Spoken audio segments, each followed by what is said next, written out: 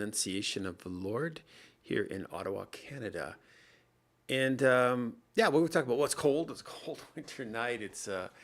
We are kind of in the shank of it now, I think, as we would say. Like it's.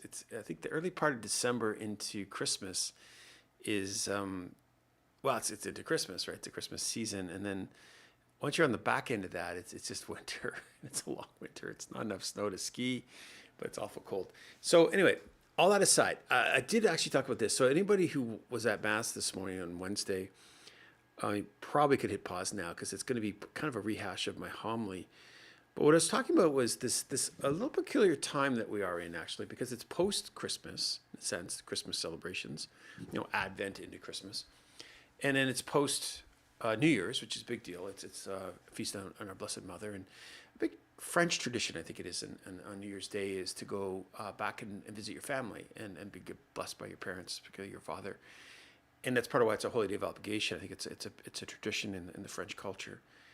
And then the Epiphany, like the arrival of the three wise men. Like, so we've done all those three major celebrations.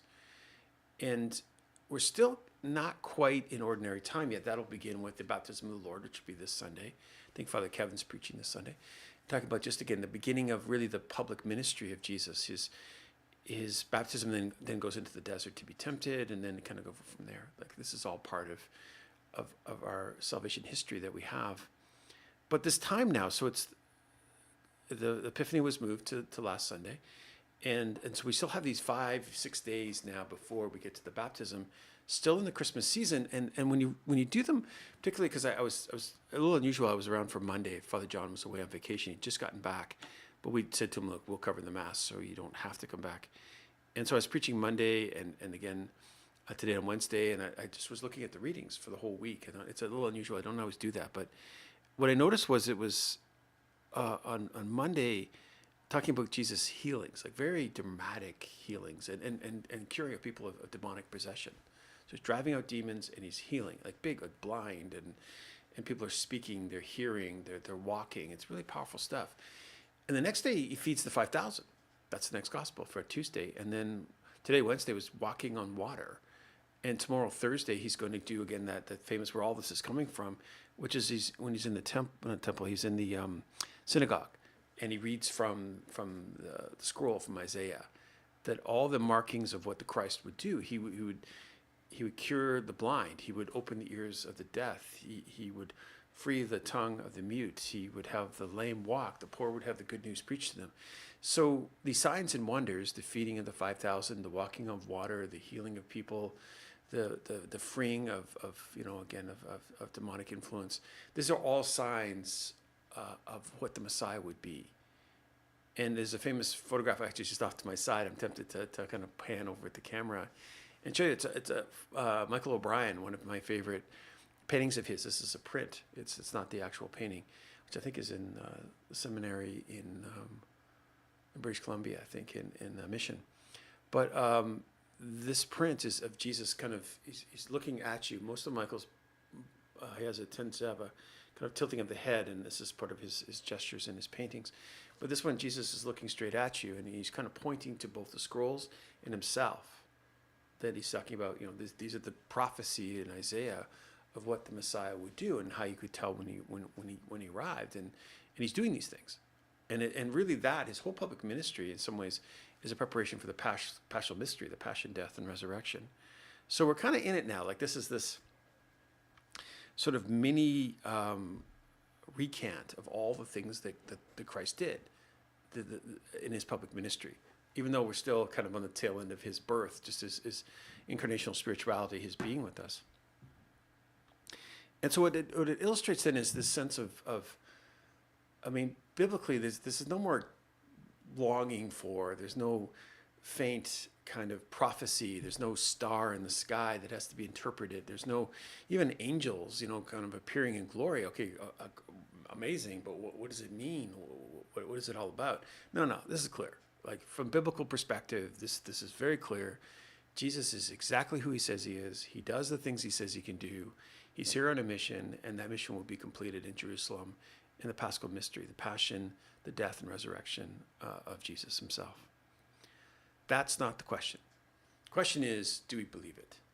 Do you and I believe that internally? Like, do we make that part of how we see the world and how we understand ourselves as Christians and Catholics? And are we willing to share that basic message with other people?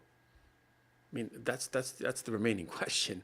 It's not, well, maybe Jesus was just a teacher, or maybe he didn't really know what he was. No, it's pretty clear. He knew who he was. He knew what he was about. That's what our scriptures present to us, and sort of the notion of that's what our church teaches. So it's quite clear. What's not clear, and every generation has to maybe do this, is do we believe this? And do our lives reflect it? And do we share it with others? And it was just interesting today because we also have, I said we had a number of funerals this week. Actually 3 this week and 2 next. Actually, I had that wrong on the weekend. I said there were 5, but there's actually, well, it's enough. There's 3 and then another 2 next week. But mixed in at that, we have the NET team with us, National Evangelization Team. Actually 2 teams and their staff. And they often do this. They travel for the fall, go home for Christmas, come back for a week of kind of retraining and almost like rebonding, and then send them back out again, to do ministry.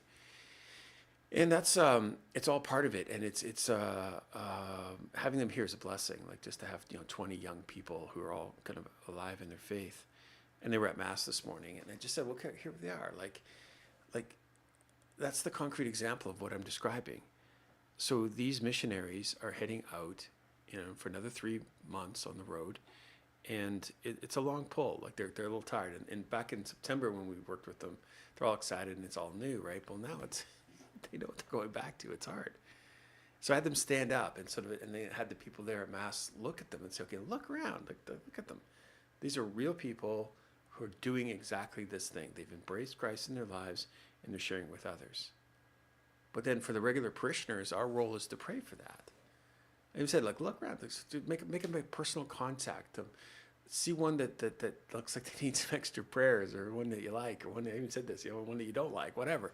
But pray for them, and then we who come in every day to Mass, maybe mostly retired people, I think have more freedom. It's just that's the season in their life. They're not going out on the road and doing missionary work, but you can pray for the people who are, and you can support that. And that's kind of like the battery that runs the church. Something that Bishop Scott said to me years ago. I think we're on a ski trip, actually. I think we're driving up to Tremblant, and we were just talking about this. And he said, the contemplative life, the monasteries, the cloistered sisters, that's the battery that prays for the active life, which is the evangelists, the priests, people in the front lines. And I'm able to do what I do because people are praying for me, who aren't actually outside in the world, but nonetheless are a very important part of the mission. And that's the church in a nutshell. So we who are praying for this, we are praying for this to happen and that it would take place, and those that are actually doing it. There's not like one is more important than the other. Both are necessary. We need to have a rootedness in faith so that the missionary efforts are both, still rooted in a relationship with Christ, but nonetheless possible and fruitful. So the two kind of working together. There's a very interesting, it's a painting, I'll describe it. It's always, East Coast stuff, but there was Rogersville, I think I have that name right, Rogersville in New Brunswick. There was a monastery there, and when you went into the kind of they have kind of a public place where you can go, and the chapel's there, and a place to connect with them. They had a very famous mural on the wall, and I was kind of fascinated by it because, again, East Coast stuff, but it's 3 fishermen in a dory. 2 of the fishermen are pulling up the net, and they're hauling in the catch.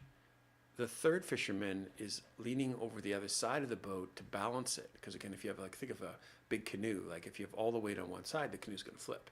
So you have to have one person leaning out one way so that the other 2 can pull in the catch. And that's about the right ratio. If we could have a renewal within the monastic life, and this is Bishop Scott telling me this, I said, first we need a renewal within, cloistered and religious life so that we could have a more effective apostolic life, which is that out in the field. And I think that's the beauty of our church, is it's not one or the other, it's both. And both are really important. Something to think about. So lots going on, eh? Like this last little week before we go into ordinary time, beginning again this journey towards really ultimately everything goes to the cross, to Easter time. But we're not there yet. So a little bit of ordinary time, and then we'll start with Ash Wednesday. It's kind of late this year. Ash Wednesday into Lent and Easter and springtime. So my good friends, wherever you are and however that message lands for you, I hope it's something that's something can give you something to think about and something to ponder. That Jesus is who he says he is. He does the things he says he can do. And one of those things is to love and minister to you personally, that you may find a place in his kingdom here on earth and for all eternity. Do pray for our funerals, because it's always tricky. These are people who have died really around Christmas time, and it's always hard. And then that we can just, with the numbers we have, it's difficult because it's a bit of a strain on the parish. But that we'd be good and be able to reach out to these people and be able to minister to them and their needs. It's always a bit tricky. So you can do that praying, and I'll do the funeral tomorrow, and we'll take that one step closer to the kingdom. May the good Lord watch over you, guide and protect you. May the saints and angels at your seat for you, and our Blessed Mother wrap you in the mantle of her peace. May God bless you and keep you. In the name of the Father, and the Son, and the Holy Spirit. Amen. God bless. Please do leave comments or questions, and I'll try to get back to them. I'm not as good at monitoring these things sometimes, but there's certain things you'd like me to talk about on Pastor's Chat. Let me know, and I'd be happy to try. Take care. God bless you. Have a good night.